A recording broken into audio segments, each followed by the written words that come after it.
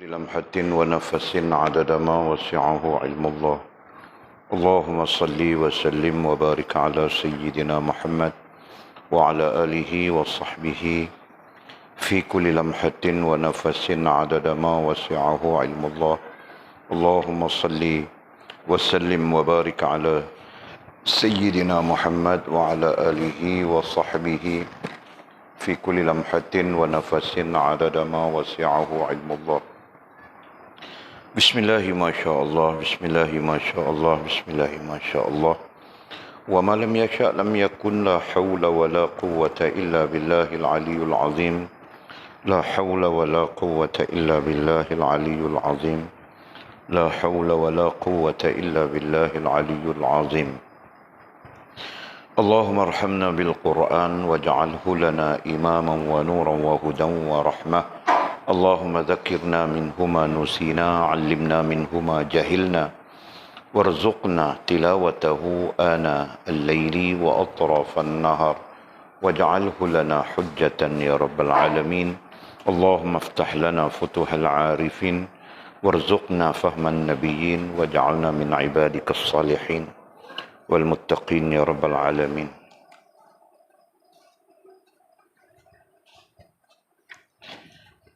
Bismillahirrahmanirrahim. Qala musannifu rahimahullahu ta'ala, nafa'ana Allahu bi'ulumihi wa bikitabihi fid darain. Allahumma amin ya rabbal alamin. Wa ba'du qala, Ibnu Mas'ud berkata, wa ba'du qala, Ibnu Mas'ud radhiyallahu ta'ala anhu berkata, salat itu adalah ukuran. Barang siapa menyempurnakannya, sempurnalah ia. Akan tetapi barang siapa yang menguranginya, hendaknya ia tahu firman Allah Subhanahu wa taala, kecelakaan besar bagi orang-orang yang curang, yakni dalam timbangan dan sukatan. Surah Al-Mutaffifin ayat 1. Seorang ulama mengatakan, perumpamaan orang yang salat itu seperti pedagang yang tidak memperoleh keuntungan sebelum habis modalnya. Demikian pula salat tidak diterima. Tidak diterima sunnahnya sebelum ditunaikan fardunya. Sayyidina Abu Bakar radhiyallahu ta'ala anhu berkata, jika tiba waktu salat, berdirilah di hadapan api, yakni murka Tuhanmu yang kamu nyalakan. Lalu padamkanlah. Rasulullah SAW bersabda, salat itu ketenangan dan kerendahan hati. Rasulullah SAW bersabda, barang siapa yang salatnya tidak mencegahnya daripada perbuatan keji dan mungkar, nescaya tidak bertambah dari Allah Subhanahu wa taala selain kejauhan. Salat orang yang lalai tidak dapat mencegah perbuatan keji dan mungkar. Rasulullah SAW bersabda, betapa banyak orang yang berdiri untuk salat tetapi tidak memperoleh apa-apa selain letih dan lelah, dan tidak mendapatkannya selain orang yang lalai.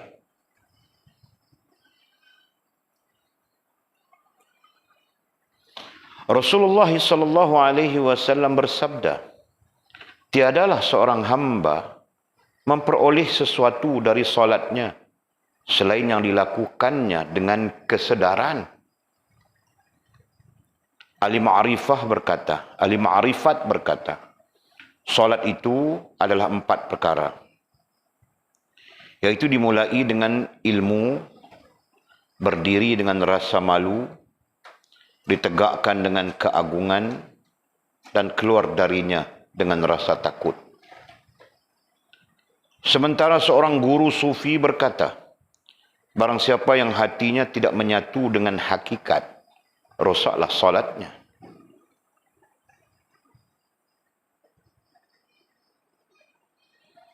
Rasulullah sallallahu alaihi wasallam bersabda, di syurga ada sebatang sungai bernama Al-Afiyah.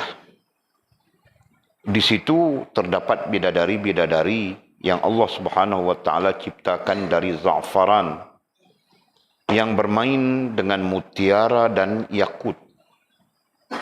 Mereka memuji Allah Subhanahu wa taala dengan 70,000 bahasa. Suara mereka lebih indah daripada suara Nabi Daud alaihissalam. Mereka mengatakan, kami adalah milik orang-orang yang mendirikan solatnya dengan khusyuk dan kehadiran hati. Lalu Allah Subhanahu wa taala berfirman, pasti aku tempatkan dia di rumahku dan menjadikannya berada di sampingku.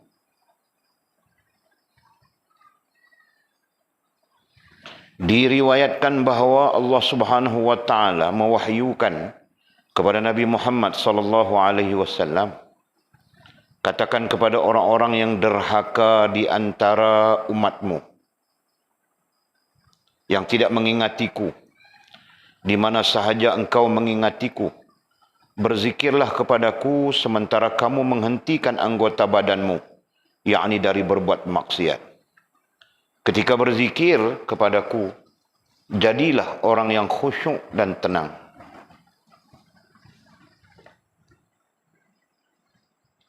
Apabila kamu berzikir kepadaku, jadikanlah lidahmu di belakang kalbumu.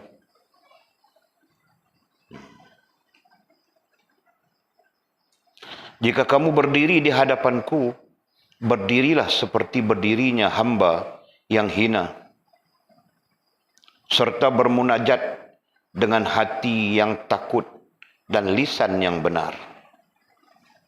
Diriwayatkan lain, dalam riwayat lain disebutkan bahawa Allah Subhanahu wa taala mewahyukan kepada Nabi Muhammad sallallahu alaihi wasallam, katakan kepada orang-orang derhaka di antara umatmu yang tidak mengingatku, aku telah bersumpah kepada diriku bahawa sesiapa sahaja yang mengingatiku, aku akan mengingatnya. Akan tetapi jika mereka tidak mengingat aku akan mengingat mereka dengan laknat. Ini tentang derhaka yang tidak lalai berzikir kepada Allah Subhanahu wa taala. Lantas, bagaimana jika berkumpul pada dirinya kemaksiatan dan kelalaian? Dan kata musannif, seorang sahabat berkata. Okey, kita sambung lagi. Kita sedang berbincang tajuk khusyuk dalam solat. Topiknya khusyuk dalam solat. Ya, bahagian daripada ilmu terkait dengan diri kita. Ya, bahagian daripada ilmu penting. Ya, pengetahuan penting yang terkait dengan diri kita. Nah, justru kita mau mengelokkan, membaguskan, membaikkan diri kita. Nah, inilah ilmu-ilmunya. Ya. Selain daripada ilmu-ilmu terkait dengan teknikal, terkait dengan pemahaman tentang diri kita. Nah, ini pemahaman tentang konten, tentang pengisian yang perlu pada diri kita. Untuk menjadikan diri kita ini adalah diri yang baik, rohaniahnya dan jasmaniahnya.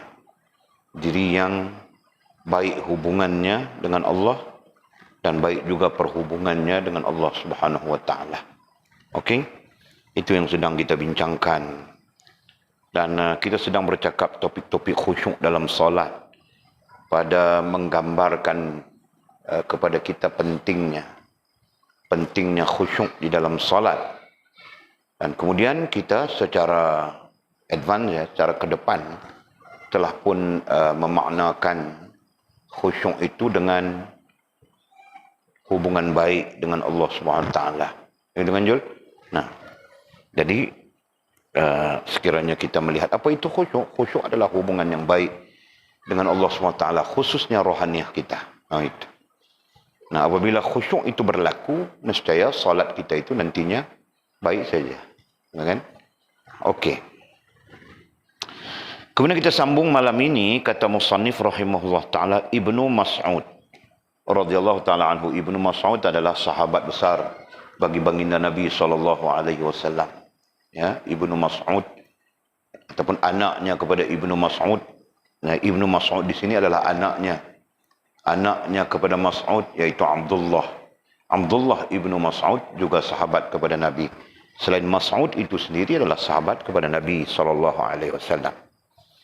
Nah, jadi Ibnu Mas'ud berkata, Ibnu Mas'ud adalah seorang yang alim, ya. Abdullah Ibnu Mas'ud adalah seorang yang alim di kalangan sahabat. Termasuk salah seorang yang alim di kalangan sahabat Nabi SAW. Kan? Sehingga wafatnya Nabi, Ibnu Mas'ud menjadi rujukan.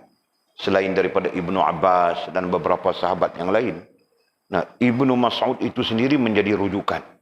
Sampai-sampai di kalangan fuqaha mengatakan fiqh Ibnu Mas'ud, ya kan? Mereka mengatakan dalam hal-hal perkara-perkara yang bersabit dengan ibadah, dan mereka mengatakan fiqh Ibnu Mas'ud karena dia selalu memberikan jawapan-jawapan terkait dengan tata cara ibadah. Ya. Nah. Okey. Jadi Ibnu Mas'ud berkata, solat itu adalah ukuran. Ya, seperti mana pemaknaan lain kita sebut sebelumnya, solat itu adalah timbangan, ukuran. Nah, itu pada pemaknaannya kurang lebih sama saja. Kan? Bermaksud solat itu menjadi ukuran kepada hal-hal yang lain. Solat itu menjadi timbangan kepada hal-hal yang lain. Nah, kita berjumpa sudah hadis sebelumnya. Jika bagus solat kita, nah yang lain saya akan membagus. Gitu kan? Jika solat kita bagus, ya, bagus rohaniah dan jasmaniah, ya, bagus dengan arti kata yang kita faham, khusyuk, itu kan, bagus dengan arti kata hubungan dan perhubungan itu. Nah, jika solat kita bagus, maka amalan-amalan yang lain akan turut bagus. Nah, itu pada memberi makna timbangan, pada memberi makna ukuran. Jika solat kita rusak, apalagi tidak solat, nah nanti amalan-amalan yang lain pun, kalaupun ada, menjadi rusak. Gitu kan? Okey. Jadi kata Ibnu Mas'ud, solat itu adalah ukuran. Barang siapa menyempurnakannya, ai solat, sempurnalah ia, maka ia menjadi sempurna. Kenapa? Karena ukuran sempurnanya rohaniah dan jasmaniah kita ada pada salat. Nah, itu. Sesiapa yang menyempurnakan salat, maka jadi sempurnalah ia. Sempurnalah ia, ai diri, ai rohaniah dan jasmaniah. Nah, itu maksud. Sempurnalah ia, nah ia di situ ai diri. Nah, apabila kita menyebut sempurna diri, paham sudah kita, ya, sempurnalah rohaniah dan jasmaniah. Nah, itu pentingnya. Kenapa? Diri difahami, kita faham diri ada dua elemennya, rohaniah, jasmaniah, itu kan? Nah, sekarang penjelasan datang. Akan tetapi, barang siapa yang menguranginya, nah, mengurangi apa? Kesempurnaan salat. Menguranginya ai kesempurnaan salat. Kita sedang bercakap tentang kesempurnaan salatnya. Barang siapa yang menguranginya, salat, menguranginya ai salat. Dan salat itu majasnya adalah ukuran. Berarti mengurangi salat, berarti tidak menyempurnakan salat, atau mengurangi ukuran yang sedang kita sebutkan. Betul? Nah, begitu. Hendaknya ia tahu firman Allah SWT. Hendaknya ai sepatutnya. Ya, hendaknya ai sepatutnya ia diri tahu firman Allah. Nah, tahu kita firman Allah SWT. Firman yang mana? Nah, itu didatangkan. Kecelakaan besar bagi orang-orang yang curang, yakni dalam timbangan dan sukatan. Wailul lil mutaffifin. Itu surah Al-Mutaffifin ayat pertama saja. Wailul lil mutaffifin. Kecelakaan besar bagi orang-orang yang curang. Curang dengan maksud menipu dalam ukuran, menipu dalam timbangan, mengurangi ukuran, mengurangi timbangan. Ya, walaupun ayat ini menurut fuqaha ayat ini terkait dengan urusan perniagaan, terkait dengan urusan jual beli. Tetapi ternyata Ibnu Mas'ud mengutip ayat ini dan mengatakan bahawa ini termasuk di dalam ukuran. Termasuk di dalam hal salat. Nah, itu sisi pandang sahabat Nabi ya, bukan sisi pandang kita. Sisi pandang sahabat Nabi yang sudah tentu mereka memahami ayat-ayat Allah Subhanahu wa taala seperti Nabi memahami ayat-ayat Allah Subhanahu wa taala, betul? Nah, kita ini jauh 1500 tahun sudah tidak faham, melainkan melihat kepada tafsiran-tafsiran saja. Nah, sudah barang tentu tafsiran-tafsiran itu datang daripada sahabat-sahabat Nabi radhiyallahu anhum ajma'in. Mereka lah yang mendengarnya pertama kali, kemudian mereka lah yang meriwayatkan. Riwayat di atas riwayat, riwayat di atas riwayat, riwayat di atas riwayat, beribu tahun sampai kepada kita. Faham, Jul? Nah, Ibnu Mas'ud sendiri meriwayatkan begitu, bahawa salat itu adalah ukuran. Dan apabila salat terkait dengan ukuran, terkait dengan timbangan, maka Allah Subhanahu wa taala memberi peringatan melalui surah Al-Mutaffifin tentang ukuran dan timbangan. Kan? Nah, mungkin menurut Ibnu Mas'ud, wailul lil mutaffifin itu bukan saja terkait dengan soal timbang menimbang dalam jual beli, kan? Tetapi menyangkut juga dengan ukuran hidup kita, yaitu salat. Masya Allah. Nah, kalau kita paham dengan perkataan Ibnu Mas'ud ini, berarti salat itu adalah ukuran yang menyangkut kehidupan kita. Nah, justru itu kecelakaan besar bagi orang-orang yang curang, yakni dalam timbangan dan sukatan. Berarti kecelakaan besarlah bagi orang-orang yang tidak menyempurnakan salat. Nah, seolahnya begitu. Allah, Masya Allah. Kita mengaku bahawa Walid terang-terang mengaku bahawa kelemahan-kelemahan dalam hal ini. Ya. Wailul lil mutaffifin alladzina idza iktalu 'alan nasi yastawfun. Panjang ayatnya kan, surah Al-Mutaffifin. Takut saya, termasuk orang yang mendapat kecelakaan kita. Sekiranya kita meremeh-remehkan, ya, tidak menyempurnakan salat kita. Allah. Seorang ulama mengatakan, nah tidak disebut siapa ulamanya ya, nah sudah barang tentu ulama sebelum daripada Imam Ghazali, ya, Hujjatul Islam Maulana Syekh Imam Ghazali rahimahullah ta'ala ini. Kerana apa ya? Kerana tabiatnya ulama, mereka merakamkan ulama sebelumnya. Jadi katanya seorang ulama, seorang ulama mengatakan, perumpamaan orang yang solat itu seperti pedagang. Nah, ini terkait langsung dengan ayat yang kita sebutkan tadi juga. Perumpamaan orang yang solat itu seperti pedagang, peniaga. Seperti pedagang, peniaga yang tidak memperoleh keuntungan sebelum habis modalnya. Itu perumpamaan saja. Macam seorang peniaga yang tidak memperoleh keuntungan sebelum habis modalnya. Nah, maksudnya, sebelum dia mendapat modal, nah dia tidak boleh cakap tentang untung kan, orang meniaga. Faham tak? Nah, modal kau satu ini RM1. Kau jual RM1,50. Kan? Kau baru jual 10. Masih ada sekotak. Satu kotak ada 24. Kau baru jual 5, 6, mungkin 10 botol saja kau baru jual. Pulang modal sudahkah? Nah, kalau satu botol RM1, 24 berarti RM24, betul kan? Kau punya modal, faham tak? Nah, itu.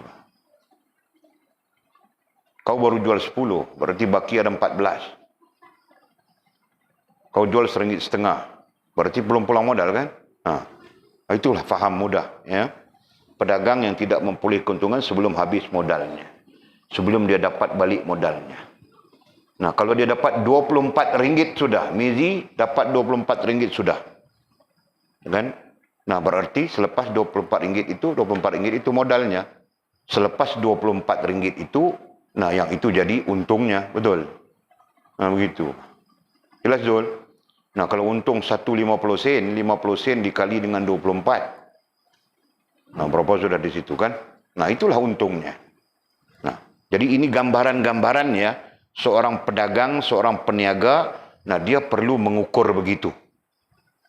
Jelas ya? Paham Atul? Nah, Atul kau jual apa? Kau jual tempe. Atul tempe. Nah, satu tempe harganya RM2,5. Kau jual. Kau punya modal tempe kau, berapa ringgit ya tempe modal? Kita kira RM2 lah. Kira RM2 lah kau punya modal tempe RM2. Berarti kau untung satu tempe 50 sen. Betul? Nah, kau buat ini hari kau jual tempe kau 100 keping. 100 keping. Satu modalnya RM2. Nah, 100 keping berarti kau punya modal berapa? RM200. Ya kan?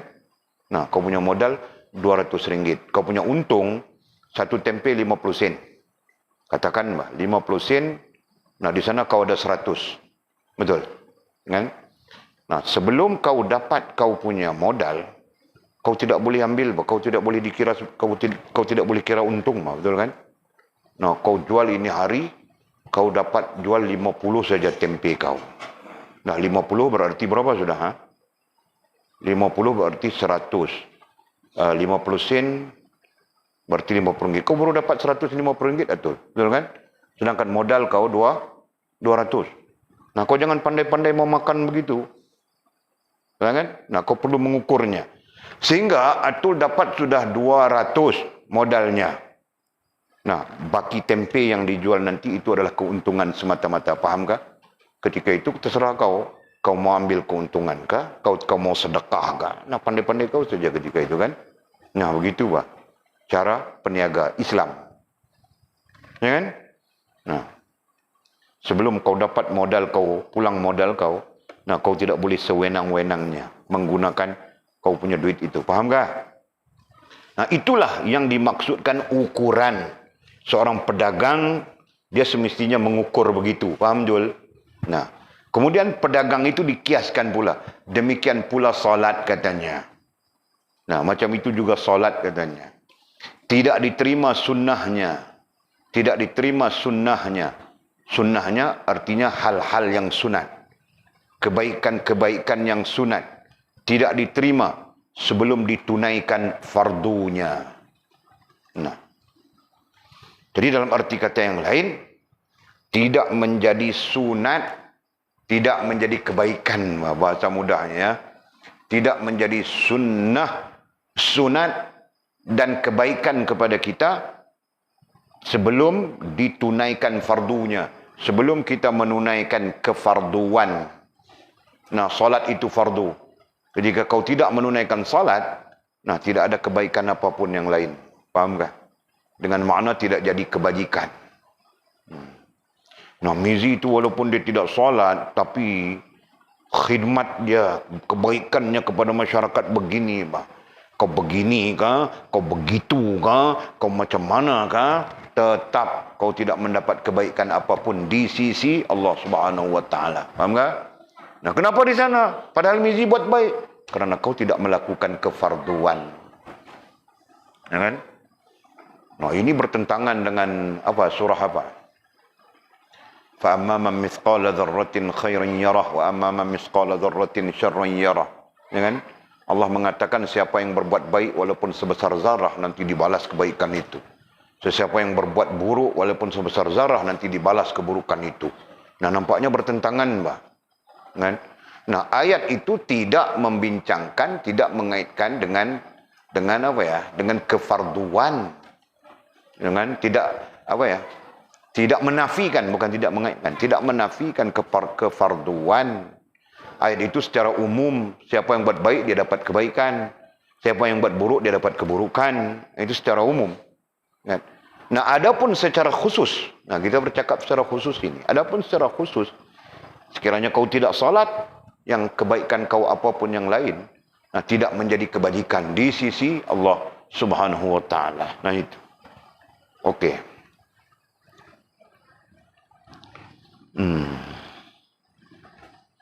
Itu perkataan ulama ya. Pada dasarnya perkataan ulama ini ada hadisnya. Kemudian kata musannif Sayyidina Abu Bakar Siddiq radhiyallahu taala anhu berkata, Sayyidina Abu Bakar sahabat utama, sahabat aula bagi Nabi sallallahu alaihi wasallam. Nah berkata, jika tiba waktu solat, berdirilah di hadapan api, yakni murka Tuhanmu yang kamu nyalakan. Nah, seolah-olah, babitnya begitu. Jika tiba waktu salat, berdirilah di hadapan api, yakni murka Tuhanmu.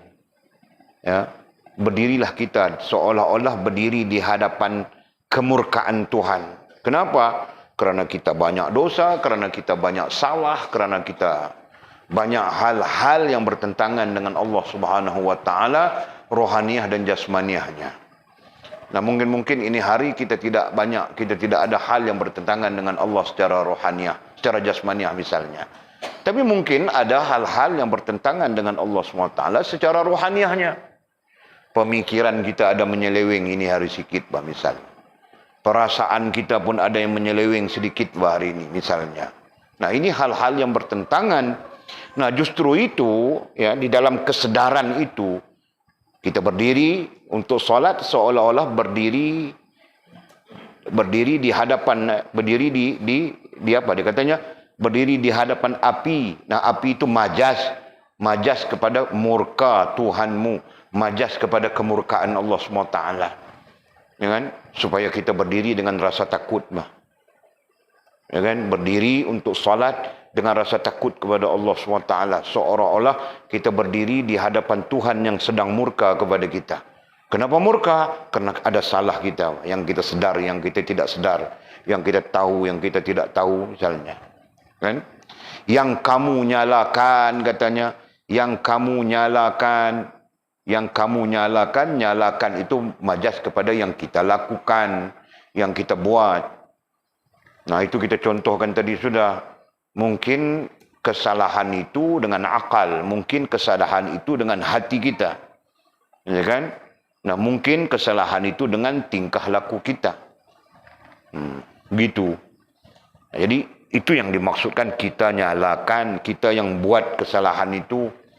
Nah, ketika kita solat menghadap Allah SWT, seperti kita sedang menghadap kemurkaan atas kesalahan-kesalahan kita. Nah, begitu. Jadi katanya, lalu padamkanlah apa ya, kemurkaan Tuhan, ataupun padamkanlah api yang kamu nyalakan itu. Nah, macam mana mau padamkan? Dengan solat yang sempurna.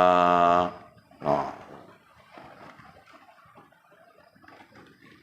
Ya, padamkanlah dengan salat, lalu padamkanlah dengan salat yang sempurna. Nah, ini membawa maksud salat yang sempurna itu memadamkan kemarahan Tuhan. Yang lain mengatakan menghapuskan dosa. Itu kan? Kemudian kata musannif, Rasulullah sallallahu alaihi wasallam bersabda, salat itu ketenangan dan kerendahan hati, katanya. Salat itu ketenangan, tenang. Nah, itu isunya hati, itu isunya rasa dan perasaan, gitu kan? Nah, langsung itu isunya rohaniah, betul. Nah, ketenangan itu isunya rohaniah. Ya, dan kerendahan hati juga itu isunya rohaniah. Nah, jadi bahasa mudahnya, salat itu ketenangan dan kerendahan hati bagi rohaniah kita.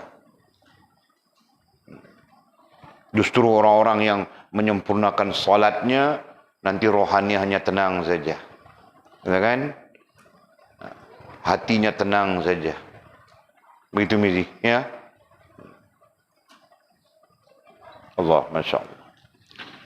Lagi dirujukkan kita kepada sabda Rasulullah SAW.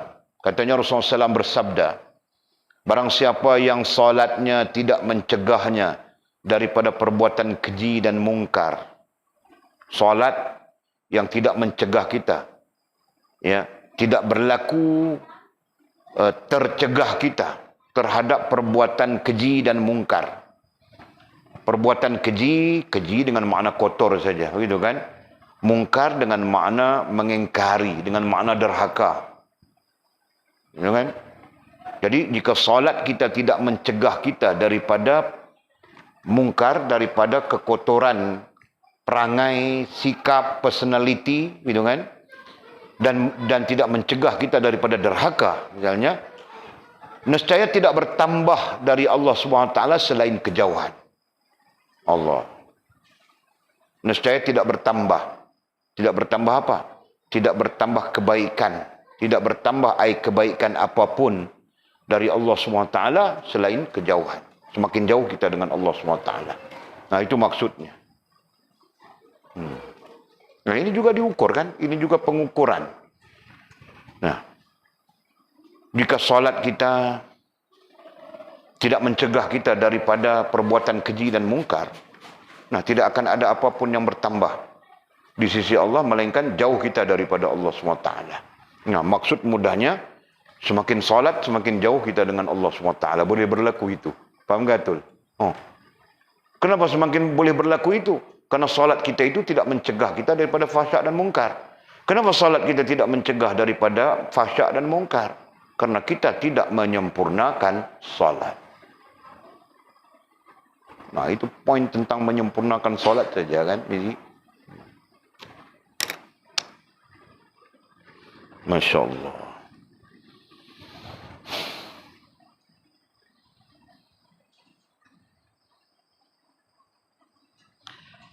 Solat yang lalai tidak dapat mencegah perbuatan keji dan mungkar.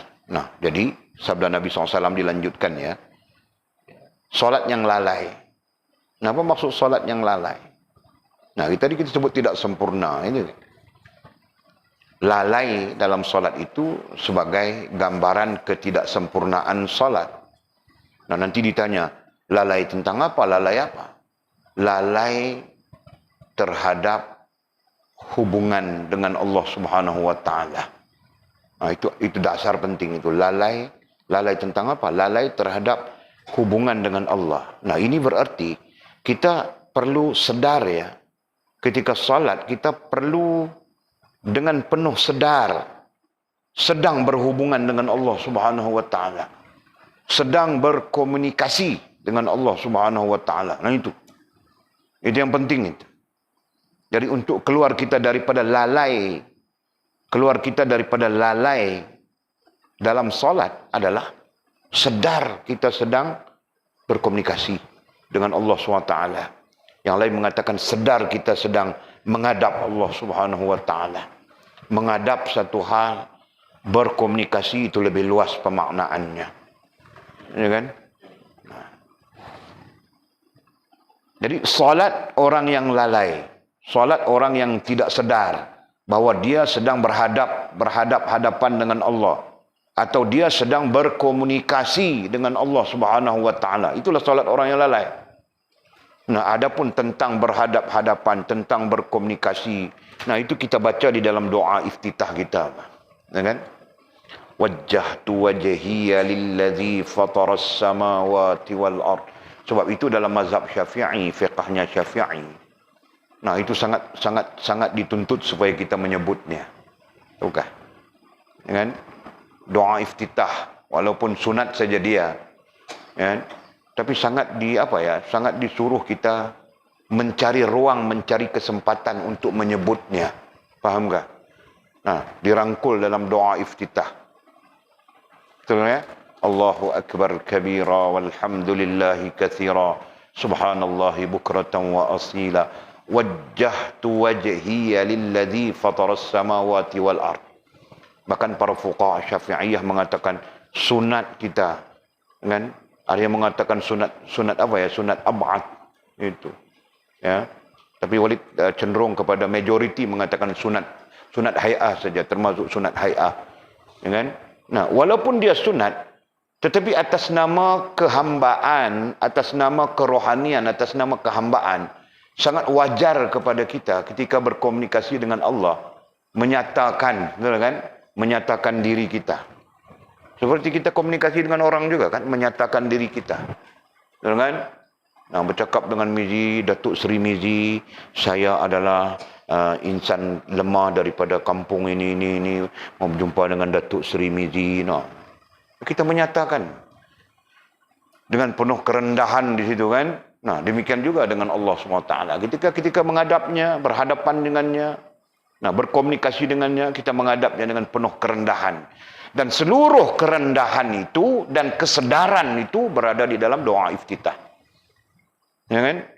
Allahu akbar kabira walhamdulillahi katsira subhanallahi bukratan wa asila wajjahtu, aku menghadapmu, wajjahtu, aku menghadapmu wahai Allah, wajhiya lilladzi fataras samawati wal ardh, aku menghadapmu wahai Allah, zat yang menciptakan 7 petala langit dan 7 petala bumi. Oh, begitu.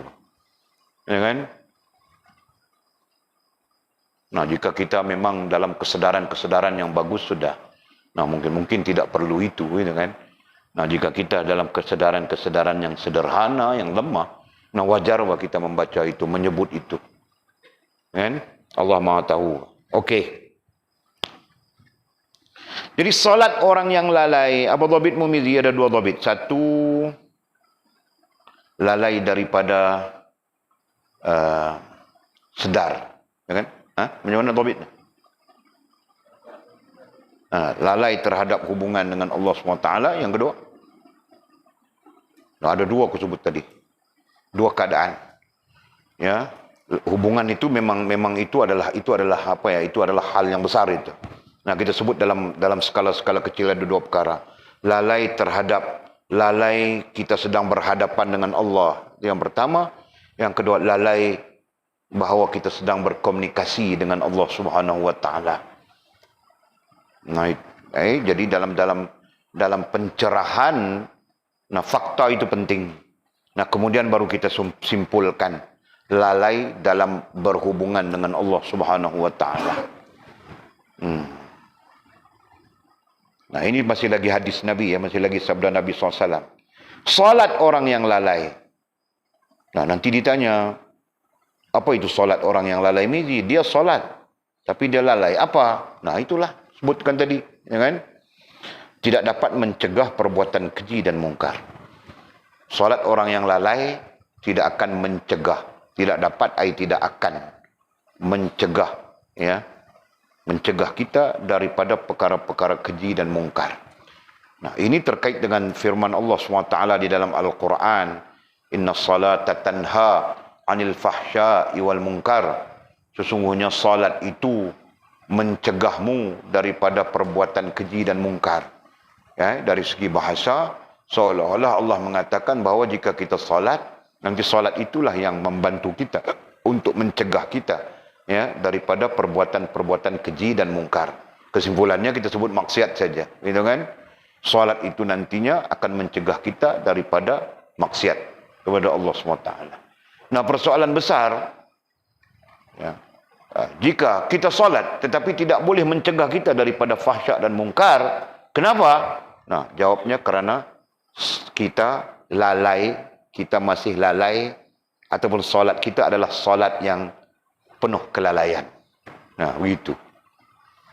Nah, ini terkait dengan apa? Terkait dengan menyempurnakan salat. Dan kemudian baru sempurnanya salat itu dengan khusyuk. Begitu. Nah, kan? Nah, baru yang kita sebut tadi Mizi, hubungan. Jelas ya? Kenapa? Karena khusyuk itu makna hubungan yang baik, hubungan yang bagus dengan Allah Subhanahu wa taala. Okey, terus. Rasulullah sallallahu alaihi wasallam bersabda. Nah, lagi didatangkan sabda Nabi sallallahu alaihi wasallam. Betapa banyak orang yang berdiri untuk solat, katanya. Ya, betapa banyak orang yang berdiri untuk solat tetapi tidak memperoleh apa-apa selain letih, lelah, dan tidak mendapatkannya selain orang yang lalai. Kan? Betapa banyak orang yang berdiri untuk solat tetapi tidak memperoleh apa-apa. Nah, maksudnya tidak memberi manfaat. Nah, itu kan. Solat itu tidak memberi manfaat kepadanya. Nah, justru apabila solat itu tidak memberi manfaat kepadanya, nah dia pun tidak dapat apa-apa melainkan letih dan lelah. Letih kan? Letih berdiri, rukuk, sujud. Kalau 4 rakaat, nah berarti kurang-kurang 10 minit itu dia. Perbuatan-perbuatan itu kan. Nah, dapat dia letih dan lelah saja. Dan tidak mendapatkannya, dan tidak mendapatkannya apa? Letih dan lelah. Dan tidak mendapatkannya, letih dan lelah itu selain orang yang lalai. Maksudnya, orang yang lalai dalam solat, dia akan dapat letih dan lelah, itu saja. Sedangkan orang yang menyempurnakan solatnya, nah, dia akan dapat macam-macam di sisi Allah. Ya? Dia akan dapat macam-macam di sisi Allah. Justru orang yang baik hubungannya dengan Allah, nanti dia akan dapat macam-macam dengan Allah SWT. Yang kesimpulannya disebut sebagai rahmat. Ya kan? Dia akan mendapat rahmat Allah SWT. Nah, kalau dispesifikasikan, nah dia akan mendapat keampunan Allah SWT berdasarkan kepada hadis-hadis yang pernah kita baca. Dia akan mendapat keampunan Allah SWT. Dia akan mendapat kebersihan rohaniah dan jasmaniahnya daripada hal-hal yang keji dan mungkar, gitu kan? Nah, jauh lebih daripada itu, dia akan mendapat kemudahan-kemudahan di dalam kehidupannya sesuai dengan Allah melayannya. Itu kita kait dengan layanan Allah, sesuai Allah melayannya, gitu kan? Masya Allah. Jika tidak sempurna, disebabkan lalainya itu, maka apapun dia tidak dapat, melainkan dengan apa tadi kita sebut, melainkan semakin jauh daripada Allah SWT. Itu hadis di atas ya. Nah, itu hadis di atas itu, semakin jauh dengan Allah SWT. Semakin jauh dengan Allah berarti semakin jauh daripada rahmat Allah. Semakin jauh daripada rahmat Allah SWT berarti semakin payah kita melalui kehidupan. Semakin sukar kehidupan kita. Itu. Okey. Kemudian kata musannif, Rasulullah SAW bersabda, didatangkan lagi sabda Nabi SAW. Tiadalah seorang hamba memperoleh sesuatu dari solatnya selain yang dilakukan dengan kesedaran. Nah, ini lagi satu maklumat, lagi satu tambahan ilmu. Berdasarkan kepada sabda Nabi SAW. Tiadalah seorang hamba memperoleh sesuatu dari solatnya. Apa yang kita perlu daripada solat itu? Yang kita perlu adalah rahmat Allah SWT. Yang kita perlu adalah keampunan Allah SWT. Yang kita perlu adalah keredaan Allah SWT. Itu kita sebut dalam konteks yang umum ya. Okey. Nah, jika itu yang kita perlukan, nah kita perlu lakukan solat dengan kesedaran. Itu maksud sebalik hadis ya. Sebalik hadis itulah maksudnya. Sekiranya kita melakukan salat tanpa kesedaran, nah kita bercakap sudah tentang sedar ya. Tanpa kesedaran, nah kita tidak akan dapat apapun dari salat kita itu. Nah, jadi kunci kepada mendapat kebaikan daripada salat itu adalah kesedaran. Nah, itu yang kita sebutkan tadi, kesedaran kita sedang menghadap Allah. Kesedaran kita sedang berinteraksi dengan Allah Subhanahu wa taala. Nah, itu kita sebut sudah di atas. Ya kan? Nah, ketika kita berdiri salat saja, kesedaran kita sedang menghadap Allah Subhanahu wa taala itu penting. Kesedaran kita sedang berinteraksi dengan Allah Subhanahu wa taala itu penting. Ya kan, Jul? Nah, itu nantinya membaguskan, membaikkan hubungan kita dengan Allah Subhanahu wa taala. Masya Allah, la haula wa la quwata illa billah. Nah, justru kesedaran itu jika dipandang dalam konteks yang lebih besar, nah itu adalah sedar diri. Ya kan? Jika kita melihat dalam konteks yang lebih besar, lebih luas, nah itu terkait dengan sedar diri. Nah, jadi betapa pentingnya sedar diri itu.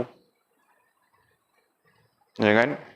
Betapa pentingnya sedar diri kita di dalam melakukan ibadah. Ya, kita sebut ibadah dalam bahasa fiqhnya, ya kan? Kita sebut hubungan dalam bahasa kerohanian, bahasa tasawufnya, ya kan? Betapa pentingnya sedar diri itu. Betapa pentingnya kesedaran itu. Nah, sebab itu sampai-sampai kita pernah menyebutkan ya, para ulama ahli kerohanian mengatakan sedar diri itu kunci. Kunci kepada Allah menerima kita. Betul kan? Nah, kita pun susun sudah dia punya strukturnya itu. Ilmu, sedar diri, Allah terima diri. Jadi sedar itu kunci. Nah, termasuk Allah terima diri kita, kuncinya adalah sedar diri. Nah, demikian Allah menerima amal kita, ibadah kita. Nah, kuncinya juga adalah sedar diri. Ya kan? Okey. Lanjut kata musannif, ahli ma'rifat berkata. Ahli ma'rifat, nah berarti orang-orang yang sampai kepada kemuncak kesempurnaan hubungan dengan Allah SWT. Disebut ahli ma'rifat. Ahli ma'rifah berarti orang sedang belajar. Ya kan? Orang yang sedang belajar untuk membina hubungan yang bagus, yang baik dengan Allah SWT disebut ahli ma'rifah. Ahli ma'rifat, nah maksudnya orang yang telah sampai kepada kesempurnaan hubungan dengan Allah SWT. Nah, orang yang telah sampai itu dikhitabkan dengan istilah wali, aulia, ya kan? Okey. Nah, mereka berkata, apa kata mereka?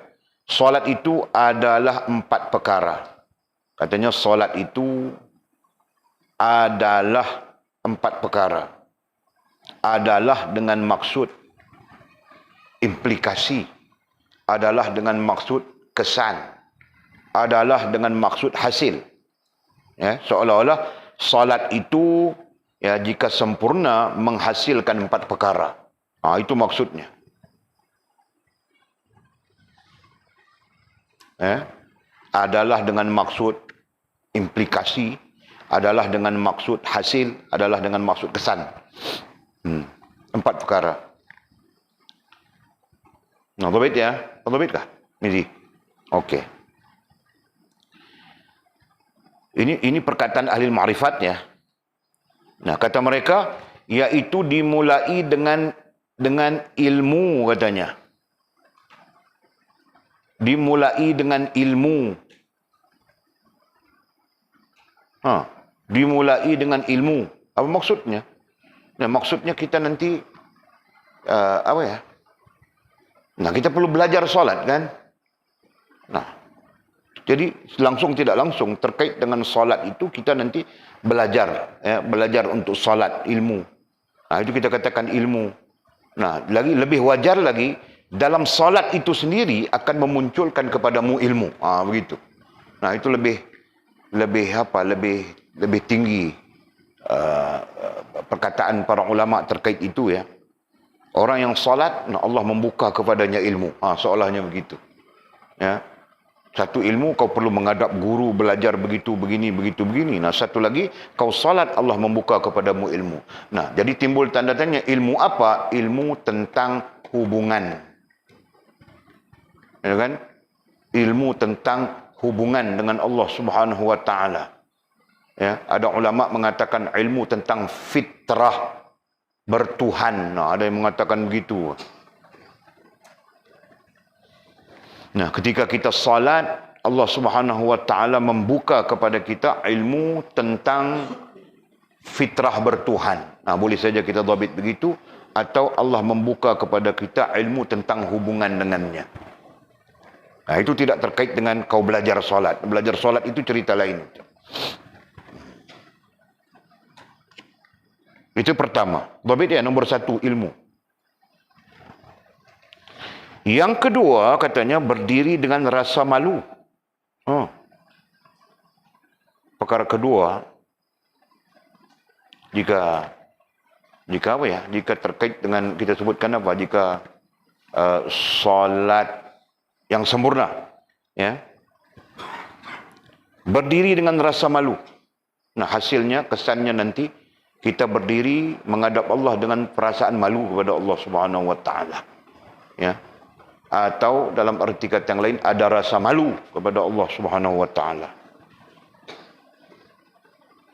Yang ketiga, ditegakkan dengan keagungan. Ya, yang ketiga, ditegakkan solat kita itu dengan keagungan, dengan merasakan keagungan Allah. Ya kan? Dengan merasa keagungan Allah SWT. Dan yang keempatnya, keluar darinya dengan rasa takut. Yang keempatnya, kita keluar dari solat nanti, keluar dari solat itu dengan rasa takut. Takut kepada Allah Subhanahu Wa Taala. Nah, jika diperhatikannya, jika diperhatikan perkataan ahli ma'rifat ini, diperhatikan kepada empat yang kita dhabitkan itu tadi, nah seluruhnya terkait dengan rohaniah, betul kan?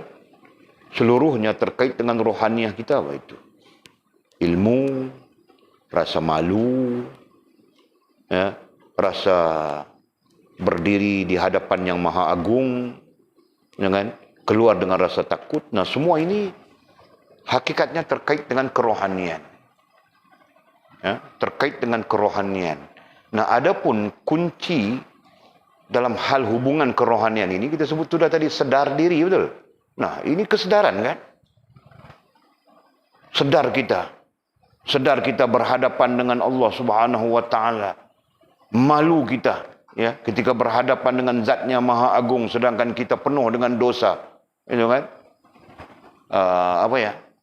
Merasakan keagungan Allah Subhanahu Wa Taala. Nah, ini semua keadaan-keadaan sedar. Keadaan-keadaan kita sedar diri. Apa itu kan? Ini? Masya Allah. Nah, walaupun ini perkataan ahli ma'rifat saja, ya, tetapi pengalaman mereka itu, ya, bukan hadis, ya. Berarti bukan penunjuk dari Nabi, bukan petunjuk daripada Al-Quran. Nah, mungkin saja mereka mengalaminya, dan ini tidak menyalahi Al-Quran dan tidak menyalahi Nabi SAW. Ini kan? Nah, dari sudut implikasi yang kita bacakan tadi, kita bincangkan tadi. Mudah-mudahan kita bersolat, Allah melimpahkan kepada kita ilmu terkait fitrah bertuhan itu. Betul. Mudah-mudahan kita solat, Allah mencampakkan rasa malu. Nah, ini terkait dengan sedar diri. Allah mencampakkan kesedaran diri kepada kita. Mudah-mudahan kita salat, Allah mencampakkan rasa dan perasaan mengagungkan hak Allah Subhanahu Wa Taala, dan berakhir dengan kita rasa takut kepada Allah Subhanahu Wa Taala di keadaan apapun, di ketika manapun. Amin ya rabbal alamin. Kemudian kata musannif, sementara seorang guru sufi berkata, guru sufi. Nah, tadi ahli ma'rifat, ini gurunya sufi. Guru sufi berarti seseorang yang mendidik. Disebut juga dengan seseorang yang mendidik, ya, seorang yang mendidik.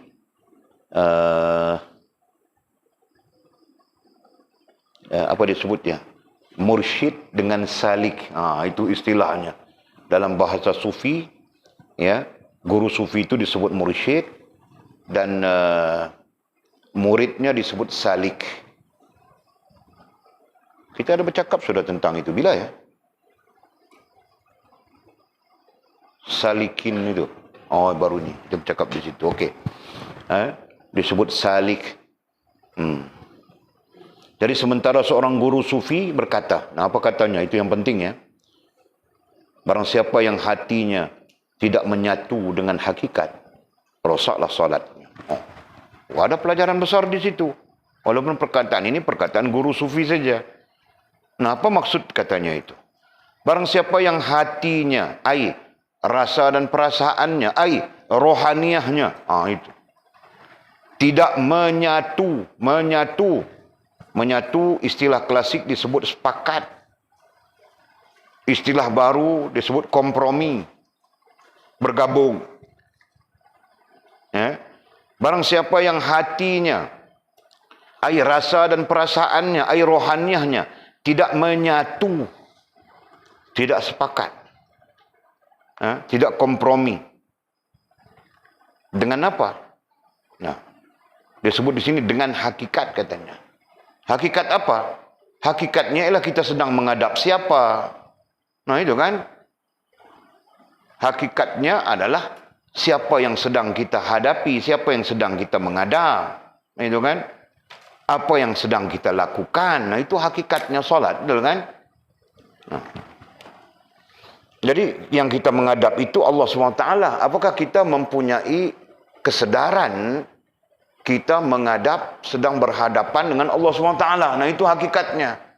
Dan yang keduanya, apakah kita sedar bahawa kita sedang berkomunikasi dengan Allah SWT. Nah itu.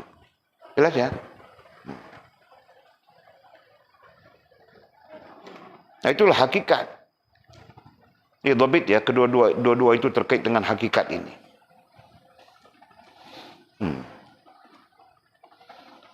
Dalam dasar hakikat itu adalah tujuan, gitu kan?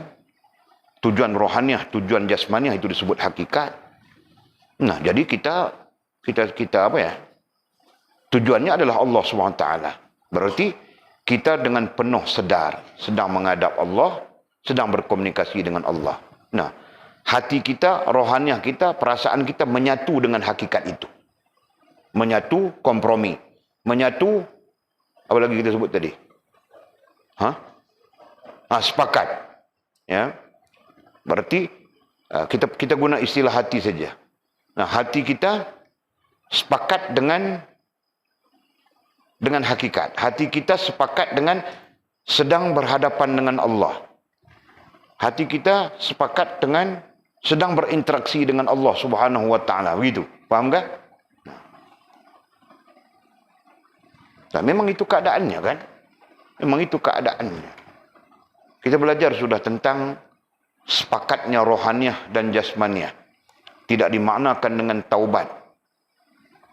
Tidak apa, bukan tidak dimaknakan. Tidak bererti bagi kita taubat kalau sekadar astaghfirullahalazim, astaghfirullahalazim, astaghfirullahalazim.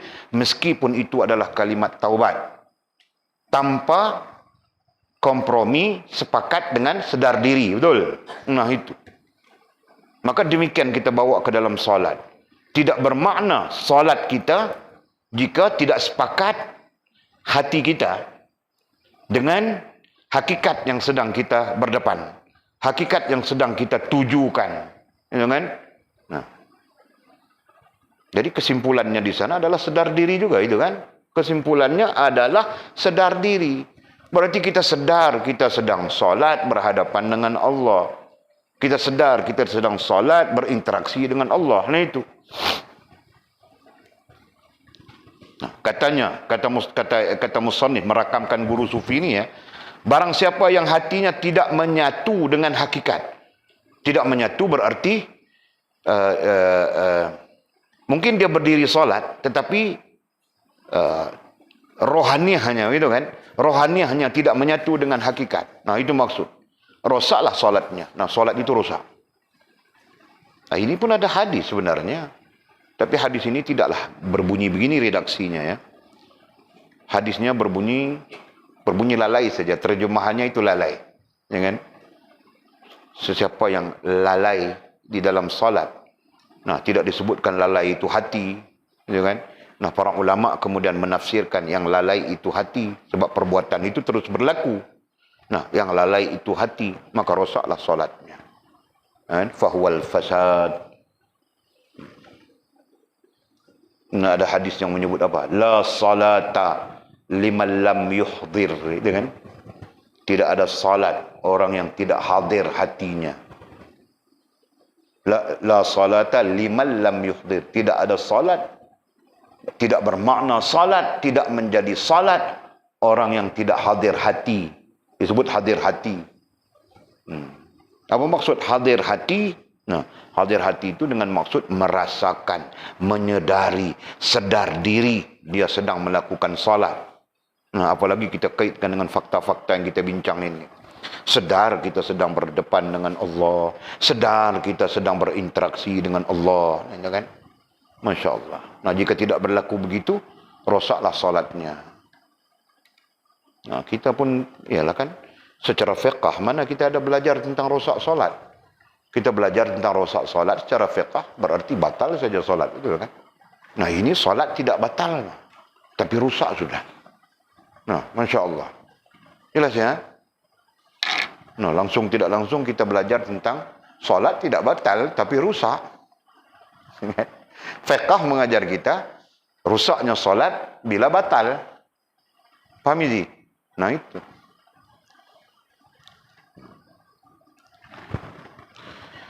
Rasulullah sallallahu alaihi wasallam bersabda, katanya di syurga ada sebatang sungai bernama Al-Afiyah. Ini cerita syurga, jangan tanya lebih-lebih dekat Walid. Walid pun tidak tahu tentang syurga ini, kan? Di syurga ada sebatang sungai yang bernama Al-Afiyah, kata Nabi. Di situ terdapat bidadari-bidadari. Ya. Di situ terdapat bidadari-bidadari. Kita pun tidak tahu memberi gambaran bidadari. Hanya saja ulama mengatakan bidadari ini sifatnya seperti perempuan surga. Bukan perempuan dunia, perempuan surga. Ya kan? Adapun tentang perempuan surga itu ada Al-Quran menyifatkan dengan beberapa sifat. Ya kan? Nah, antaranya adalah apa? Mutahharun, ya kan? Mereka adalah suci bersih. Nah, dalam arti kata yang lain tidak ada kotoran apapun pada diri mereka. Nah, itu, ya kan? Adapun orang lelaki ini dia mungkin kotor dunia, kotor juga akhirat. Nah, tetapi yang disebut sebagai ahli bidadari itu, nah mereka ini yang tidak ada kekotoran apapun. Wallahu a'lam. Di situ terdapat bidadari-bidadari yang Allah ciptakan dari za'faran, katanya.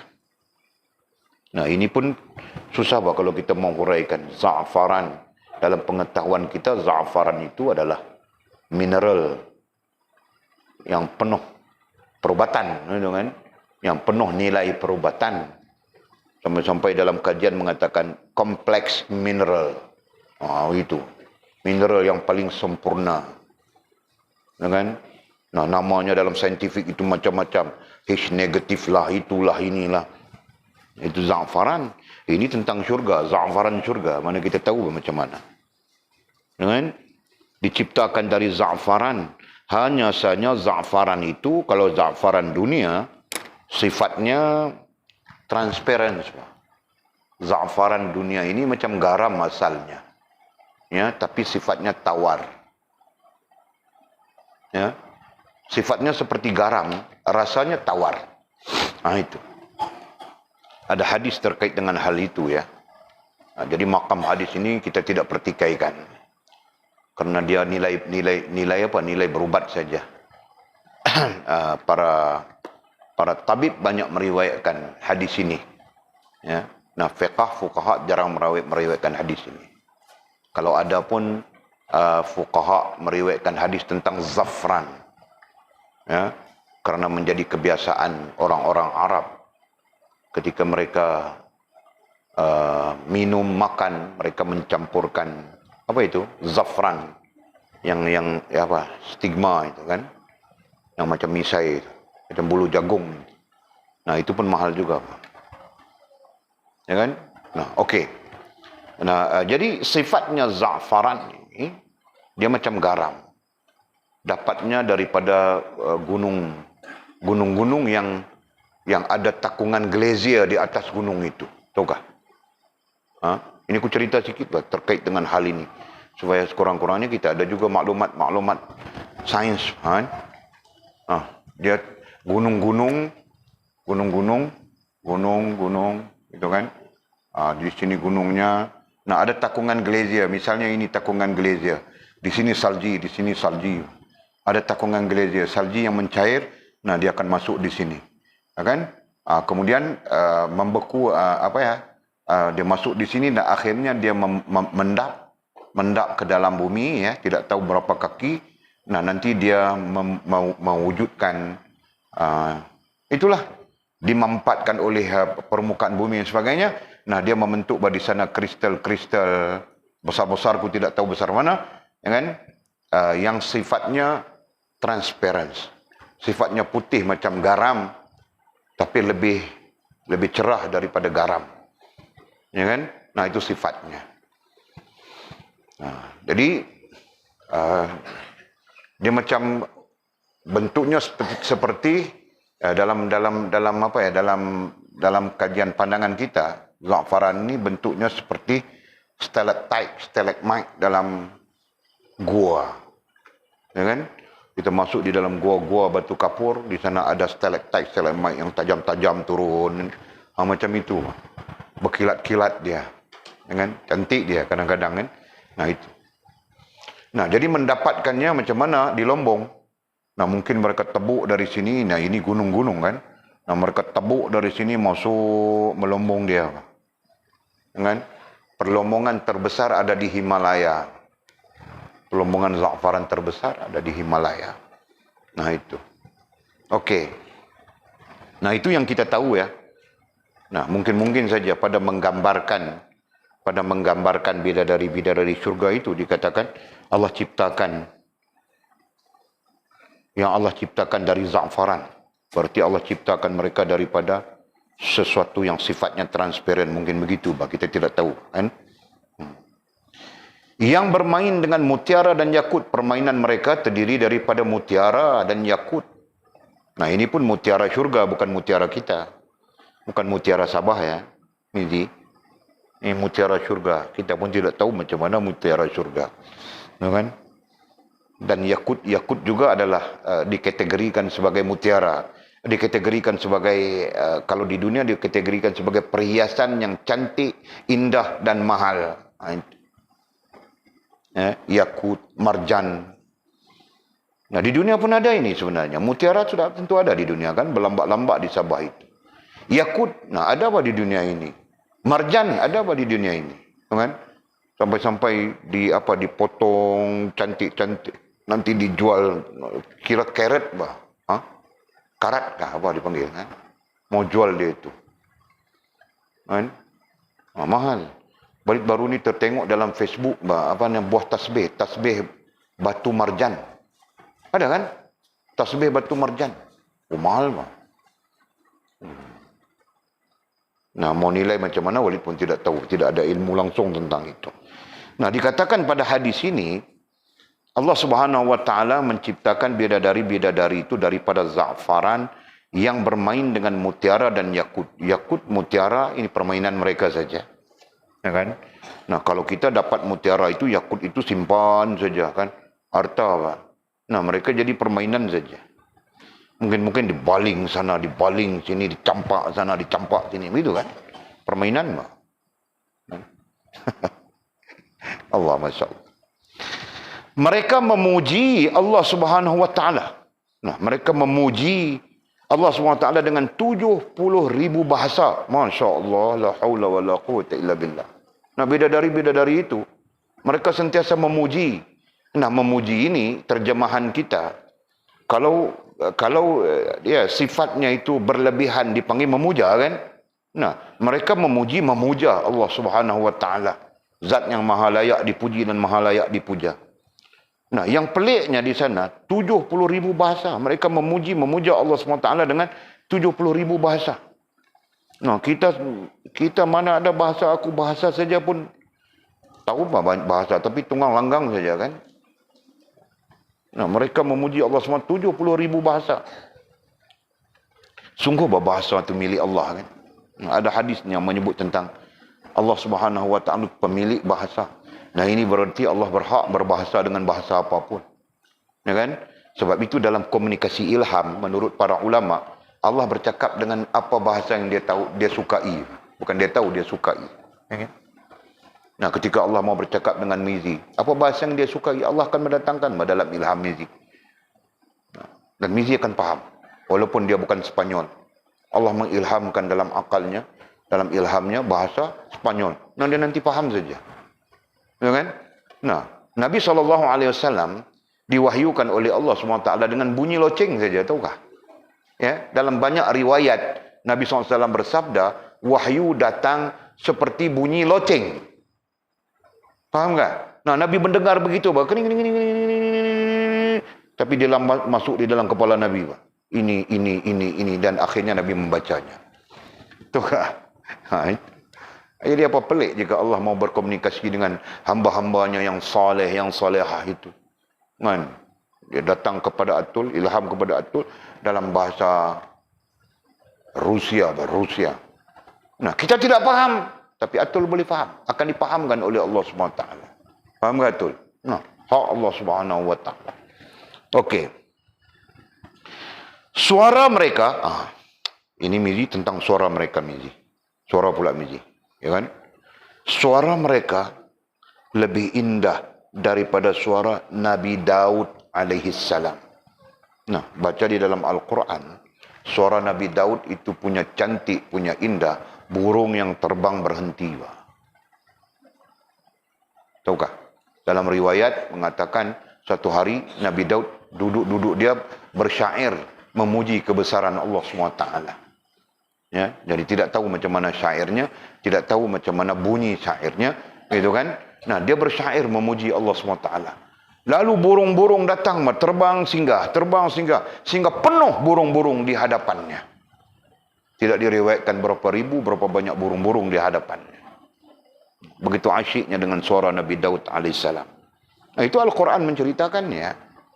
Selain daripada periwayatan, Al-Quran menyebut tentang Nabi Daud alaihissalam. Nabi Daud ini siapa? Nabi Daud ini ayahnya kepada Nabi Sulaiman alaihissalam. Ya kan? Nah, Nabi Sulaiman itulah yang dianugerahkan oleh Allah Subhanahu wa taala kerajaan zahir dan batin. Kerajaan zahir, nah itu kerajaan makhluk yang namanya manusia. Kerajaan batin itu kerajaan makhluk yang namanya jin. Ya kan? Nah, dianugerahkan kepada Nabi Sulaiman alaihissalam. Masya Allah. Nah, suara mereka beda dari itu, Mizi, lebih indah daripada suara Nabi Daud alaihissalam.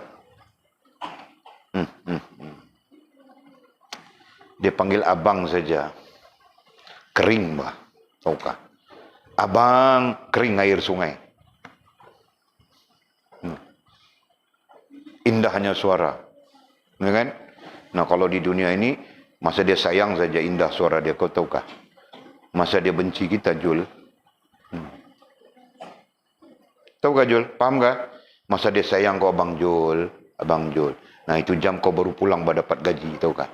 Bang Jul, Bang Jul. Dia akan lembutkan suaranya indah. Nah, ketika kau habis duit sudah. Nah, suaranya jadi, Bang Jul! Suaranya jadi macam itu. Kan? Kau tengah tidur pun terkejut saja. Okey, Bang. Mereka mengatakan, nah mereka ai bidadari itu mengatakan, kami adalah milik orang-orang yang mendirikan salatnya dengan khusyuk dan kehadiran hati. Ini terkait dengan hadir hati, hadis yang kita baca tadi. Kan? La salata liman lam yuhdir, itu kita baca saja kan. Okey.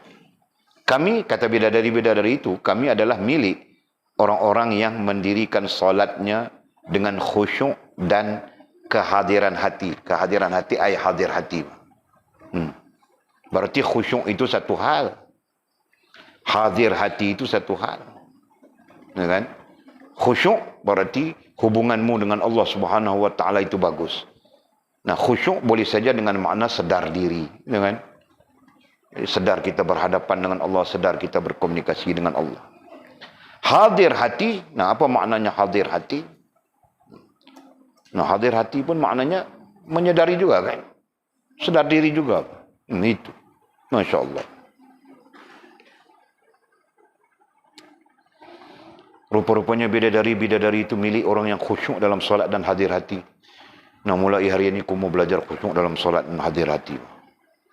Nah, ini jangan kita bincang dengan orang perempuan isteri kita, tahu kami. Nanti dia kacau kau solat, dia tidak mau kau khusyuk dan kau hadir hati. Ha? Ya kan? Nah, dia kacau saja. Kau sembahyang saja, abang. Nah, kelang kabut kita kan. Nah, kita pun tidak dapat khusyuk dan tidak dapat hadir hati. Rupanya dia cemburu. Dia cemburu kepada bidadari-bidadari ini. Ha? Oh. Okey. Lalu Allah Subhanahu wa taala berfirman, pasti aku tempatkan dia di rumahku dan menjadikannya berada di sampingku. Ya, lalu Allah Subhanahu wa taala berfirman.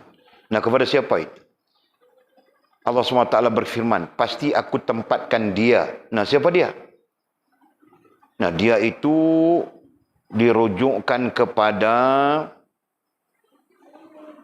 orang yang mendirikan solat. Kami adalah milik orang yang mendirikan solatnya dengan khusyuk dan kehadiran hati. Nah, dikembalikan ke situ. Orang-orang yang mendirikan solat. Nah, jadi maksudnya adalah pasti aku. Nah, aku di situ Allah ya, sebab Allah berfirman itu. Pasti aku, ay Allah, tempatkan dia ay orang-orang yang mendirikan solatnya dengan khusyuk dan hadir hati di rumahku. Ya, rumahku. Nah, rumahku itu bagi Allah Subhanahu wa taala ya. Dan menjadikannya berada di sampingku dan menjadikannya ay orang yang khusyuk dan hadir hati di dalam solat di sampingnya. Nah, Masya Allah, tabarakallah. Nah, ini lebih besar daripada bidadari itu. Ya kan? Gambaran ini menunjukkan kepada kita lebih besar daripada bidadari-bidadari yang disebutkan.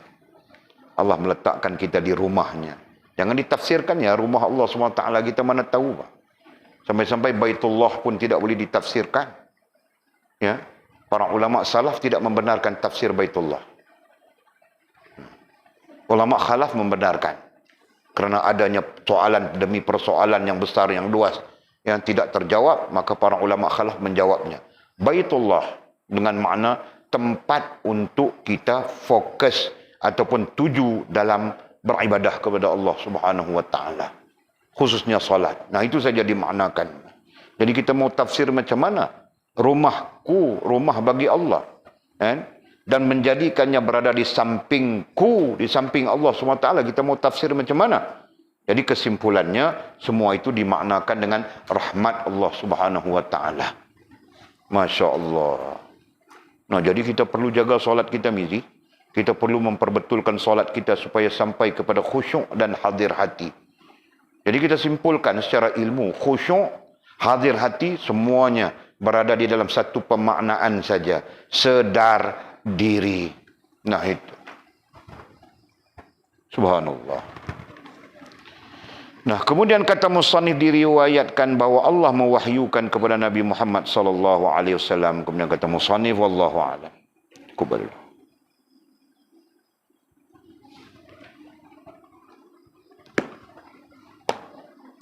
Esok kita tidak ada kelas ya. Bukan tidak ada, esok kamu orang muzakarah. Esok Walid mengajar luar. Esok kah? Ha? Nah, esok luar.